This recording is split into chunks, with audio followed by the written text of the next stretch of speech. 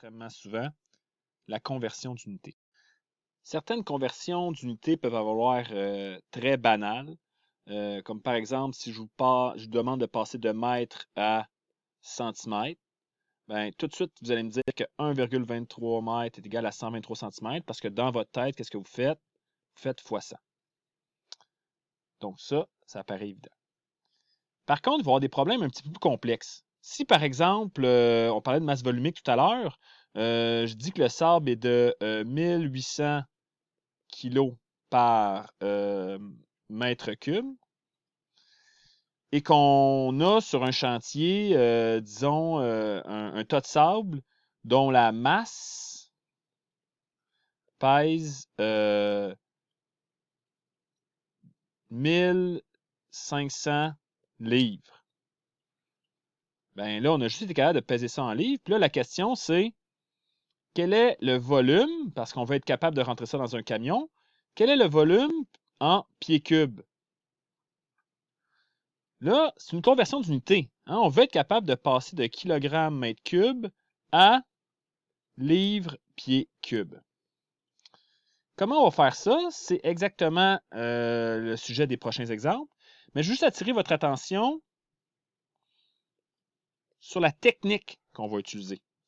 À chaque fois qu'on va convertir les unités, on ne va pas utiliser ce que vous avez vu au secondaire, par exemple, quand je veux passer de mètre, hectomètre, après décamètre, j'imagine, et kilomètre, centimètre, millimètre. On ne va pas regarder de combien de virgules on bouge à gauche et à droite. Ça devient trop lourd procéder de cette façon-là, surtout quand il y a plusieurs conversions à faire dans le même problème. La technique qu'on va vous montrer va nous permettre de résoudre des problèmes aussi complexes que ceux-là en une seule ligne. Si, par exemple, on souhaite convertir quelque chose qui est bien simple, 1,23 mètres en centimètres. Tout de suite, on se dit, je fais fois 100. Oui, mais je n'ai pas le droit d'écrire la chose suivante. Pour quelle raison les mètres ici se sont transformés en centimètres? Oui, c'est parce qu'on fait fois 100. Mais il y a eu un changement dans les unités, puisque si on prend la peine de les écrire, nous allons avoir 100 centimètres par mètre. Donc, vous voyez ce qui se produit avec les unités. Les mètres ici s'annulent et ce qui nous reste au bout de la ligne, ce sont des centimètres. Ce traitement d'unité est très important. Et à chaque fois, ce qu'on va vous dire dans nos exemples, on va commencer le problème en disant, bien, faisons fois 1. Si on veut garder une égalité en faisant une multiplication, on n'a pas le choix de multiplier par 1, sinon la valeur va changer. Je prends un autre exemple pour vous situer. Disons que, à l'inverse, j'ai quelque chose qui mesure 523 cm. Je reste dans des exemples simples. Et je veux les convertir en mètres. Comme il y a une égalité, ce que je vais faire, je vais multiplier ou diviser. Je n'ai pas tant besoin de le savoir. Oui, la réponse, il faut diviser par 100.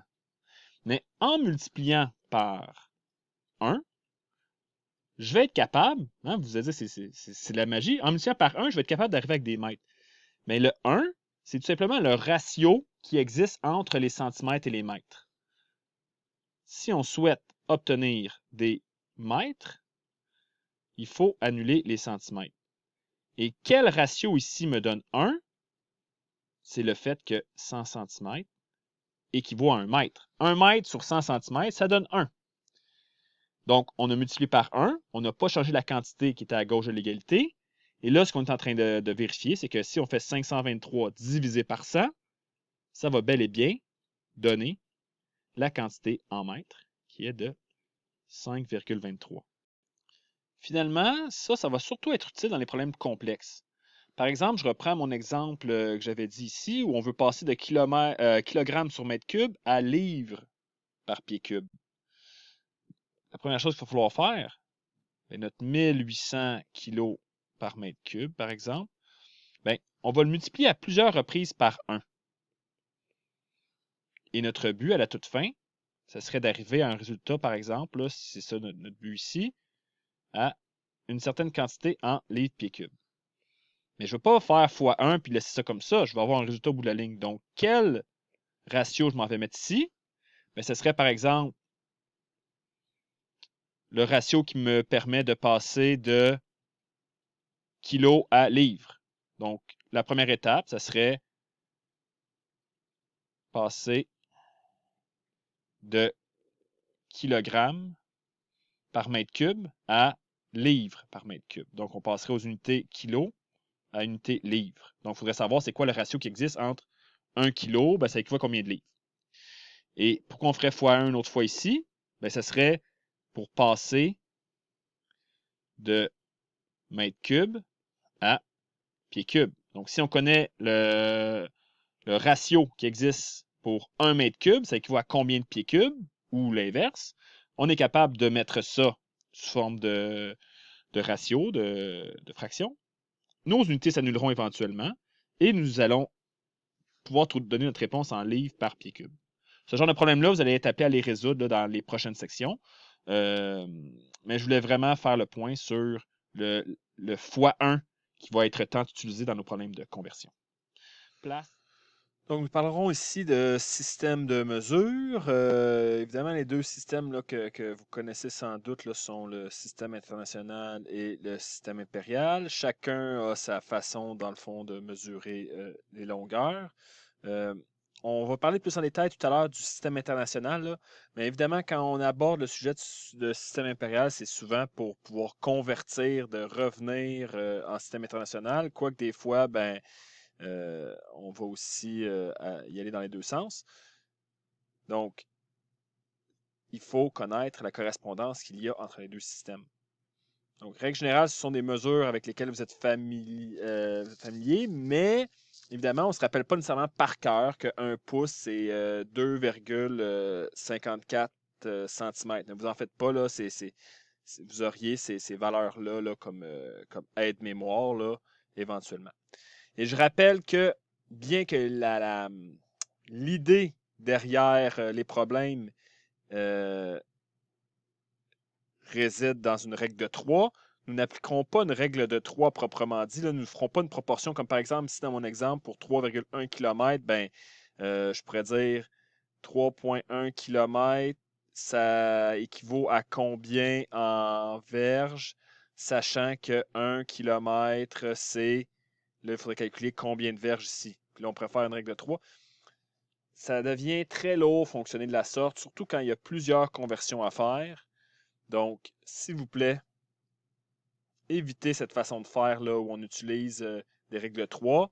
Nous allons plutôt procéder de la manière suivante. Donc, l'idée est toujours de partir de la mesure qui nous est fournie. Donc, 3,1 km, c'est égal à, regardez bien ce que je vais faire. Là, ça semble superflu, là, mais c'est l'idée de multiplier par le nombre 1. À chaque fois que je vais faire une opération, là, ça semble bizarre de faire 1, mais ce que je m'en vais faire ici, pour réussir à exprimer mes kilomètres en verges, je vais d'abord exprimer mes kilomètres en mètres. Donc, on va passer de kilomètres à mètres. Et ensuite, on va passer de mètres à verges. Et pourquoi j'y vais de cette façon? C'est que peut-être que vous pouvez savoir par cœur il y a combien de verges dans 1 kilomètre. Personnellement, je ne sais pas.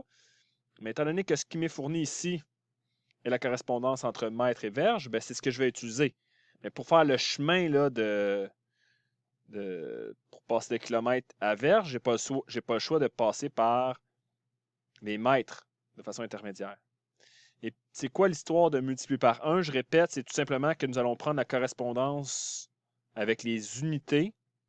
Donc, la correspondance qu'il y a entre kilomètre et mètre, eh bien, nous savons que 1000 mètres est équivalent à 1 km. Donc, quand je multiplie par la chose suivante ici, c'est comme si je multipliais par 1. Ça ne change pas la grandeur. Le 3,1 km ne change pas. Par la suite, je m'en vais multiplier par la correspondance qu'il y a entre mètre et verge. Donc, on sait que une verge correspond à 0,9144 mètres. Et là, est-ce que j'ai mis verge en... Fallait que je mette verge en bas ou en haut? Ce n'est pas un hasard. Nous avions des kilomètres ici. Les unités doivent se balancer. Donc ici, j'ai des kilomètres.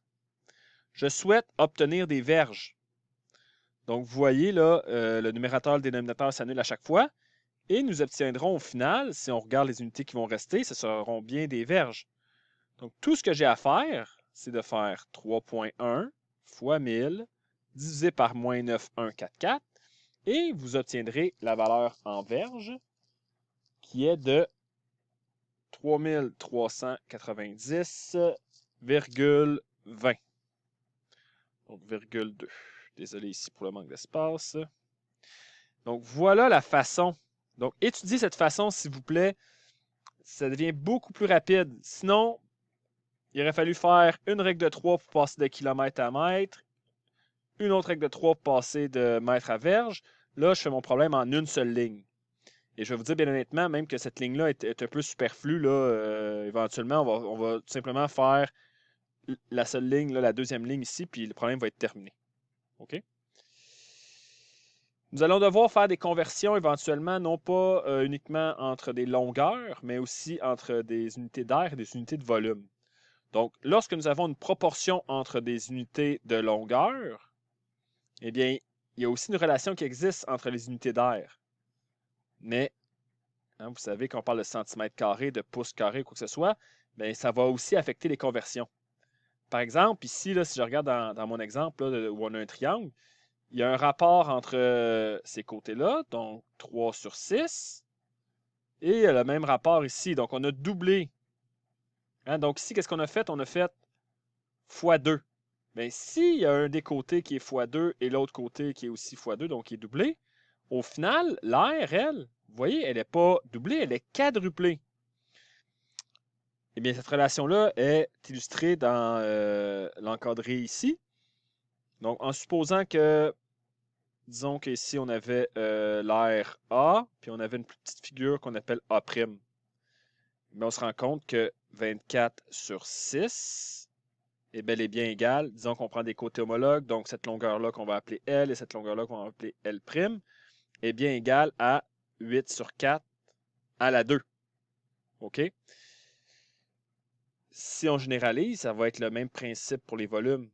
Donc, si on a des rapports de côté, par exemple ici, qui sont d'un certain facteur. Donc, souvent, qu'est-ce qu'on va dire? On va dire L sur L', L', c'est mon facteur de grossissement, là, si vous voulez dire. C'est L. L sur L', donc ça donne K. Eh bien, ce rapport de proportionnalité-là entre les côtés, on va dire ça comme ça, ce rapport de proportionnalité-là, si on veut l'ajuster pour les volumes, on va devoir le mettre à la 3, étant donné que les unités de volume sont des unités à la 3, des unités en 3 dimensions. Donc ça va pouvoir nous permettre d'obtenir le rapport entre les volumes.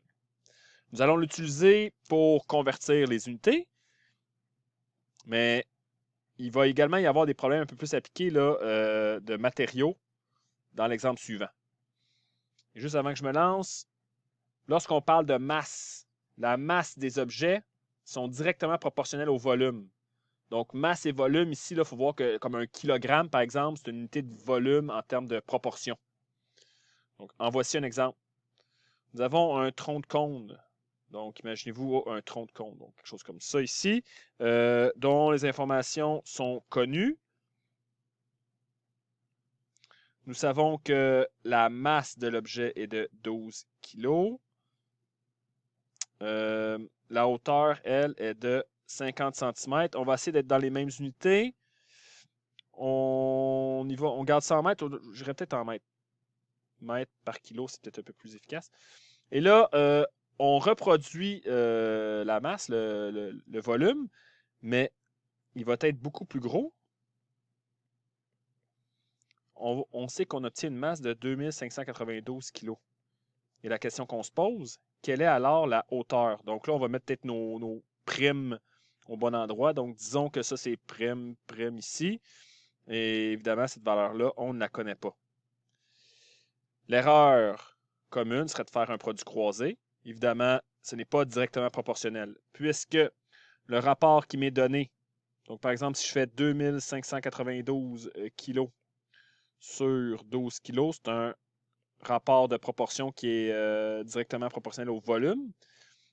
Donc, le rapport des hauteurs, lui, si je fais la valeur H' que je cherche sur 0,5 mètres, ici, on doit le mettre à la 3. Donc, je répète ce que je suis en train de faire, dans le fond, là, c'est d'appliquer la relation qui est ici. Le rapport des longueurs, donc une hauteur, c'est une longueur. Le rapport des hauteurs, donc le H', là, qu'on le mette au numérateur ou dénominateur, ça ne change rien. Il faut juste associer la bonne mesure. Là, comme ici, j'ai mis le plus petit modèle là. Ben, je dois mettre le petit modèle aussi au dénominateur. Et le rapport donc des côtés doit être à la 3 pour être égal à celui du volume. Après ça, ben, ce qu'on obtient, c'est tout simplement une équation algébrique qu'on doit résoudre. Dans le fond, le 2592, on pourrait peut-être le simplifier, divisé par 12, ça donne ici 216. Donc, oh, pardon, 216, c'est mon rapport qui est... là, on doit faire un peu d'algèbre. Donc, la valeur que je cherche à la 3 sur 0,5 mètres à la 3.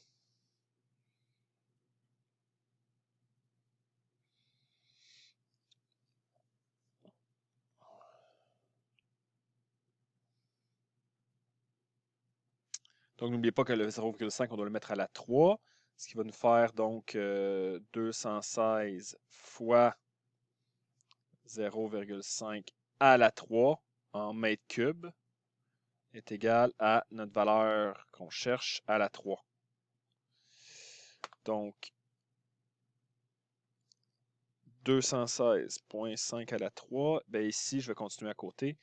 Notre valeur H va donc être égale à la racine cubique de 216 fois 0,5 à la 3, ça donne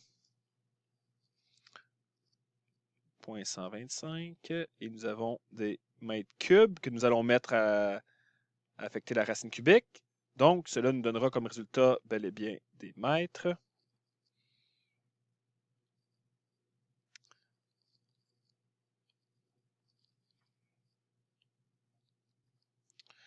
Ce qui nous donne 3 mètres. Une autre façon de procéder, là, on aurait pu tout simplement, si vous comprenez bien le principe, là, 292 kg sur 12 kg, c'est le facteur de croissance qu'il y a entre les deux troncs de cône. Lorsqu'on le met à la 3, étant donné que ce sont des unités qui sont proportionnelles au volume. Donc, 216, c'est le facteur de croissance, la constante de proportionnalité qu'on doit mettre à la 3. Ce qui nous dit donc que pour les côtés, la valeur de K, elle, doit être de racine cubique de 216. Et racine cubique de 216. Donc là, c'est une méthode alternative que je suis en train de vous présenter. Ça veut dire que c'est 6. Ça veut dire que les côtés ont été grossis 6 fois. Donc, pour passer de là à là, on doit faire x6 pour que les volumes, eux, on fasse x 216. Parce que 6 à la 3 donne 216. Donc, si on fait 0,5 x 6, qu'est-ce que ça donne? Ça donne bel et bien notre 3 mètres qui était ici.